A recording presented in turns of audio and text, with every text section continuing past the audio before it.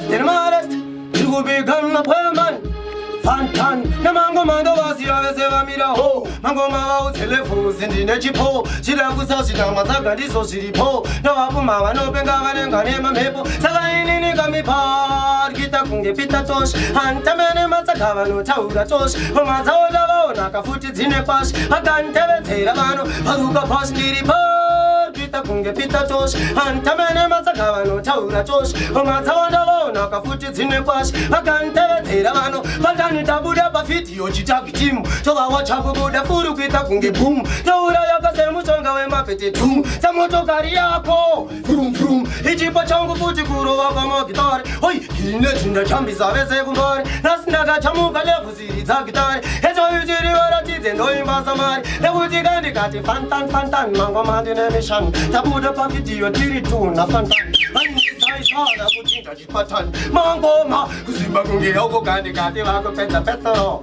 Tere monyo toro do pira kunge kendoro Tapala zane makumba kunge teboro Iri makuma Ubayogi kensu Kuchonge tatsu Wezi wawa isa spike Choose pochi fatani biri beta Persibisa Wakuda kabukanda spike Mango manja kosa Kuchonge like Niga jidai kurugu pora liri Christian Hoi Mango Ninenge Lucian Novenga ngoma kutonge sipe chirengano Choose pochi rekosi Bani musiano Niga jidai kurugu pora liri Christian Hoi Mango Ninenge Lucian Novenga ngoma kutonge sipe chirengano Kamani sono nabo Musiano Dirigu manya nenga makunge chipala polo Blood na fanta ni dova kukura msoro Takutunga makuma Kunge mkoro Azimbisa ndo wachira nengoma ngechikoro Nakuti kuna ngechirungo Chisunga chisungo Chiuspoti Family tawa pamutungo Azimbisa Takusunga chisungo Mama kandi zimbisa Kutirga chinini ndofura mafaira Ndofura ndofara Azimbisa ndo waro wakanekara